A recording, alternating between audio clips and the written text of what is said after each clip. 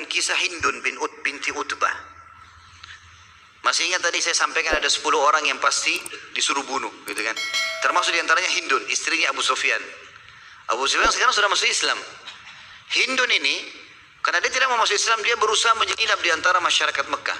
Tapi dia termasuk target, kalau ditemukan harus dibunuh. Rupanya Nabi SAW kena melihat masyarakat Mekah banyak yang masuk Islam. Hindun belum masuk Islam waktu itu. Maka Nabi SAW kumpulkan. Salah satu yang dikumpulkan Nabi SAW khusus kaum wanita, dikumpulin sendiri. Ada tradisi-tradisi jahiliyah yang harus dihilangkan, tidak boleh ada. Maka Nabi SAW mengumpulkan mereka setelah syahadat, ya, pada saat itu mereka ikrarkan syahadat di depan Nabi SAW. Maka Nabi mengatakan kalian harus mengambil janji setia, menyebutkan janji setia, ikrarkan itu. Yang pertama, kata Nabi SAW, tidak boleh lagi ada syirik bersama Allah SWT. Tidak lagi sekutunya Allah. Gak ada patung, gak ada jimat, gak ada apa-apa. Tawakal dan berpasrah kepada Allah. Rupanya Nabi SAW ucapkan itu, terdengar di dalam saf, ya, perempuan-perempuan ini ada suara. Lalu dia mengatakan, karena Nabi SAW mengatakan, ikrarkan la ilaha illallah wahdahu la syarikalah lahul mulku wa lahul hamdu wa huwa ala kulli syai'in qadir. Dalam bahasa Arab, ikrarkan itu.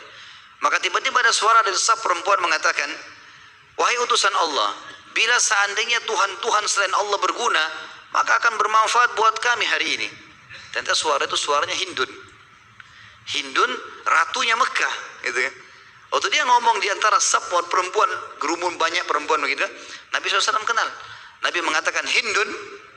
Hindun kan ini target harus dibunuh.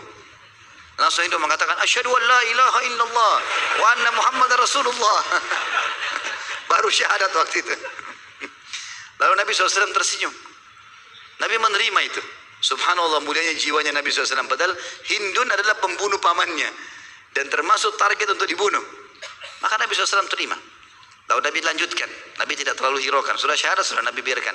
Nabi mengatakan yang kedua, tidak boleh zina dan memperlihatkan perhiasan kalian baik di tubuh maupun telapak kaki kalian. Orang Mekah semua diam. Ini tahu ini penaklukan Mekah. Dan sekarang sudah Islam, harus dengar ini utusan Allah, gitu kan? Maka Hindun nyeletuk lagi. Dia mengatakan, apakah wanita bebas bisa berzina ya Rasulullah? Karena tradisi orang di Mekah yang berzina kalau wanita hanya perempuan hamba sahaya. Enggak ada wanita bebas berzina walaupun mereka di zaman jahiliyah. Maka pada saat itu Nabi SAW tersenyum, tidak menjawab apa-apa. Yang penting sekarang poinnya tidak boleh berzina. Yang ketiga, tidak boleh membunuh anak karena khawatir miskin. Hindun nyeletuk lagi. Ini masih mu'allaf. Dia mengatakan, wahai utusan Allah, kami membesarkan anak-anak kami, lalu kalian membunuhnya di Badr. Kan di perang Badr banyak dibunuh orang Quraisy. Termasuk yang mati ayahnya dia sama kakaknya dia. Kami besarkan anak-anak kami, lalu kalian membunuhnya di Badr. Nabi SAW senyum saja, nggak ditanggapi sama sekali. Dan ini teman-teman sekalian, poin-poin ini ditekankan oleh Nabi SAW dan ini menandakan kemuliaan hati dan kesucian hati Nabi SAW. Bagaimana beliau tetap menerima keislaman karena targetnya menyampaikan Islam. Kalau orang itu belum masuk Islam dan punya keburukan terhadap Islam, mungkin itu bisa dihukum.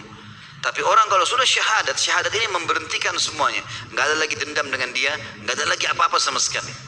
Dan ini pelajaran penting teman-teman sekalian.